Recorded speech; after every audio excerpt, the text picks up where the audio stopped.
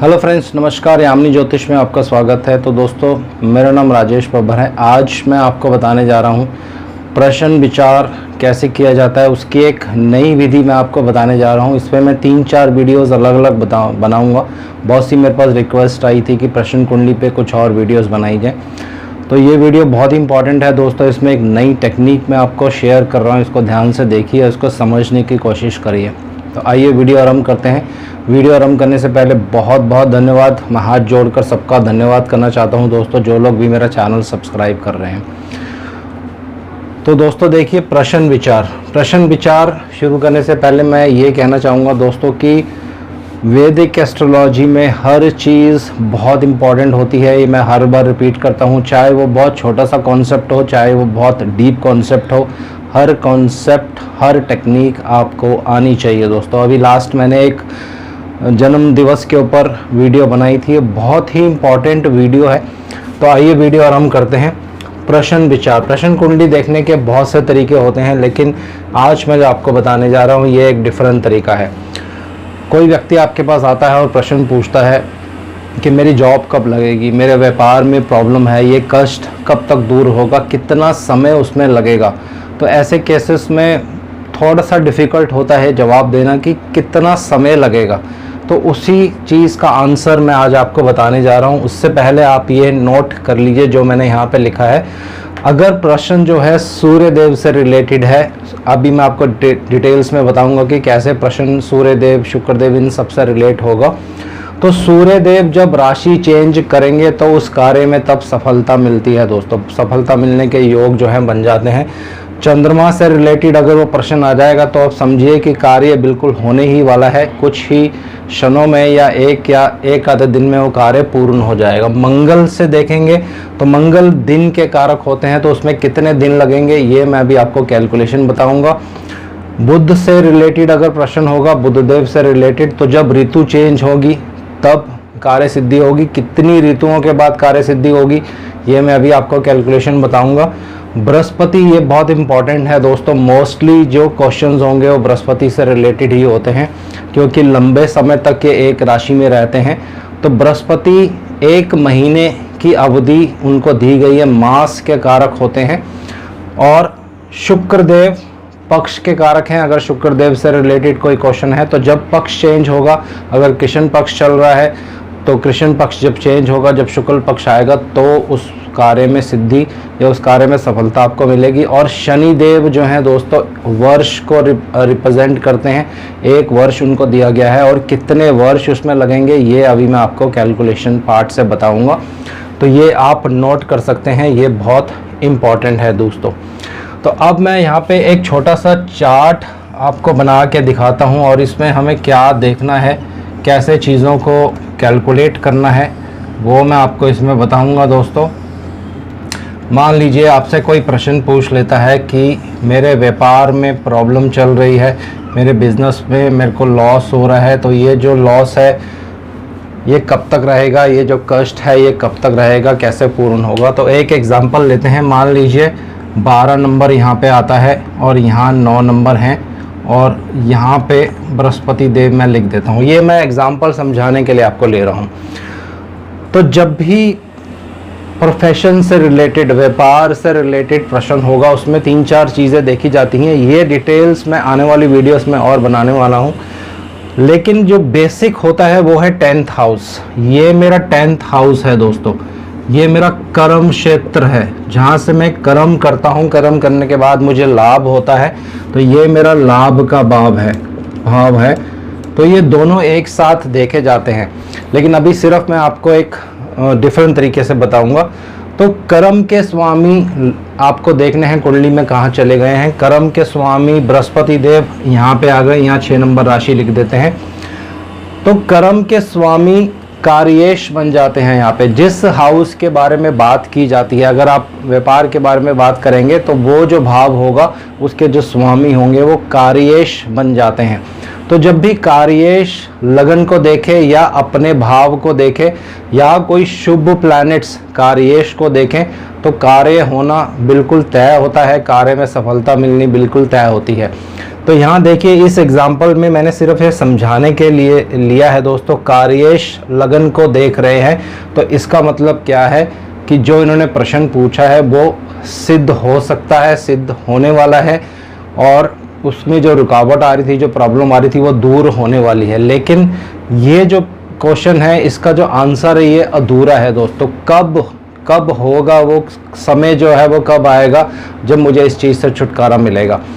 तो ये देखिए इसमें आपको क्या करना है, गुरुदेव आपको कुंडली में देख लेने हैं। जिस समय आप प्रश्न कुंडली बनाएंगे उस समय की जो कुंडली होगी वो, उसमें आपको देखना है कि गुरुदेव कितने नवमांश में चल रहे हैं, यानी कौन से नवमांश में है।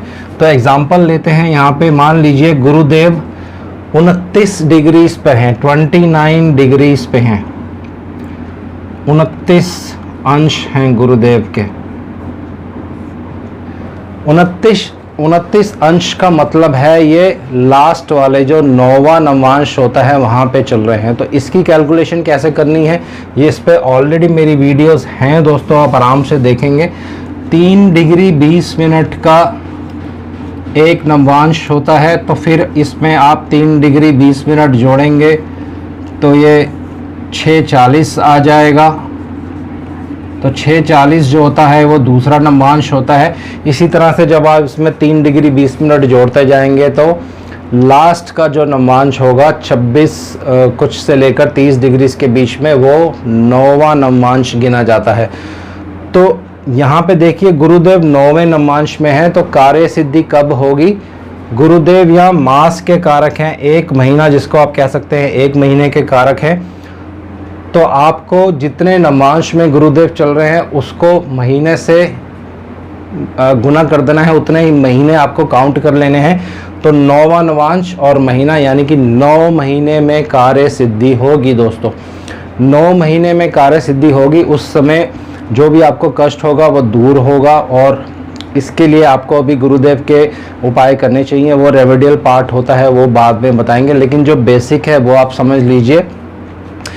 1 महीना गुरुदेव का यहाँ पे लिया है, ये जो एक स्टैंडर्ड रूल है उसको आपको फॉलो करना है। और 9वें नवमांश में गुरुदेव चल रहे हैं, तो 9 महीने लगेंगे कार्य सिद्धि होने में दोस्तों। तो बहुत ही एक यूनिक तरह की ये टेक्निक है, इसको आप फॉलो करेंगे, अप्लाई करेंगे डिफरेंट चार्ट्स में, प्रश्न कुंडली में, तो बहुत ही अच्छे आपको रिजल्ट मिलेंगे। तो इसके लिए एक और एग्जाम्पल मैं आपको देता हूँ, बहुत इजी एग्जाम्पल है। मान लीजिए इसको थोड़ा यहाँ रब कर लेते हैं। एक एग्जाम्पल लेते हैं, मान लीजिए 2 नंबर किसी का लगन है, तो यहाँ कुंभ लगन आएगा। और प्रश्न मैं वही करता हूँ कि मेरे व्यापार में कष्ट है, मेरे व्यापार में प्रॉब्लम है, ये कब तक ठीक होगा। तो एग्जाम्पल ले लेते हैं कि शनिदेव यहाँ प्लेस्ड हैं दोस्तों। इसमें अभी मैं कोई राशि या कुछ भी नहीं ले रहा हूँ, कोई प्लैनेट एस्पेक्ट नहीं ले रहा हूँ, सिर्फ एक कॉन्सेप्ट है वो आपको बता रहा हूँ। इसका जो सेकंड पार्ट रहेगा उसमें मैं एक लाइव एग्जांपल लूँगा। एक प्रश्न आज ही मुझसे किसी ने सुबह पूछा था प्रॉपर्टी को लेकर कि मेरा घर कब बनेगा, तो मैंने उनको क्या रिप्लाई दिया, क्या उसमें कॉन्सेप्ट्स लगे, वो सारा डिटेल नेक्स्ट वीडियो में आपको मैं बताऊँगा दोस्तों। तो शनिदेव यहाँ पे है। रूल मैंने आपको ये बताया था कि अब किस हाउस के बारे में बात हो रही है, 10th हाउस के बारे में बात हो रही है, क्योंकि व्यापार की उन्होंने बात की है।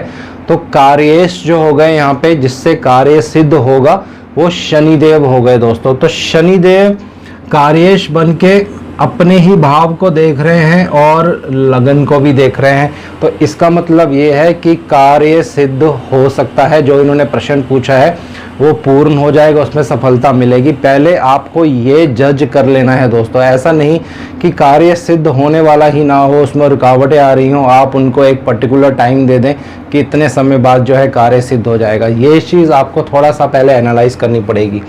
तो कार्य सिद्धि के योग दिखते हैं, लेकिन कितने समय में कार्य जो है सिद्ध होगा, इनके व्यापार में जो प्रॉब्लम चल रही है कितने समय में वो ठीक होगी। तो एग्जाम्पल ले लेते हैं, शनिदेव 7 डिग्रीज पे हैं दोस्तों। शनिदेव 7 अंश पे चल रहे हैं, तो 7 अंश का मतलब है ये तीसरे नववांश में है। तीसरा नववांश कैसे आया ये मैं हल्का सा कैलकुलेट करके बता देता हूँ। इस पे मेरी पूरी वीडियोस है, आप उसको कृपा करके देख सकते हैं। 3 डिग्री 20 मिनट का एक नववांश हो गया, तो पहला नववांश हुआ, उसमें मैंने 3 डिग्री 20 मिनट दोबारा जोड़ा, तो 3 डिग्री 20 मिनट से लेके 6 डिग्री 40 मिनट तक दूसरा नववांश हो गया। अब मैं इसमें 3 डिग्री 20 मिनट और जोड़ता हूँ, तो ये देखिए यहाँ पे आ जाएगा 69। तो इसको 9.60 नहीं लिखते हैं दोस्तों, क्योंकि 60 आ गया तो मेरे को 00 लिखना पड़ेगा, और इस 60 का जो 1 बच जाएगा वो मैं यहाँ 9 में ऐड कर दूंगा, 1 + 9, तो ये आ जाएगा 10 डिग्रीज, 10 डिग्रीज, और ये हो गया तीसरा नववांश। 6:40 से 10 डिग्रीज के बीच में तीसरा नववांश आएगा। शनिदेव मेरे 7 डिग्रीज पे हैं, मतलब तीसरे नववांश में है, और शनिदेव जो है वर्ष को रिप्रेजेंट करते हैं, 1 वर्ष। तो यहाँ पे तीसरे नववांश का मतलब है 3 वर्ष में इनकी जो प्रॉब्लम है वो दूर हो जाएगी दोस्तों। तो उसके लिए रेमेडीज़ क्या करनी होगी वो एक सेकंड वीडियोस में मैं आपको बताऊंगा कि इस केस में रेमेडीज़ क्या करनी चाहिए, किस रेमेडी से क्या जो है इफ़ेक्ट देखने को मिलेगा। बहुत ही अच्छी टेक्निक है दोस्तों, और इसको आप अप्लाई करिए और ट्राई करिए। जो भी आपसे प्रश्न कुंडली कोई पूछता है, अपने घर पे ही आप इसको प्रैक्टिस करिए। कुछ प्रश्न अपने घर वालों को बोलिए कि मुझसे कोई प्रश्न पूछें, फिर उस पर प्रैक्टिस करिए, इस टेक्निक को अप्लाई करिए। 100% बिल्कुल एक्यूरेट रिजल्ट्स आपको मिलेंगे दोस्तों। तो आज के लिए इतना ही। शनिदेव से मैं आग्रह करता हूँ सबके घर में सुख और शांति बनाए रखें। जय शनिदेव।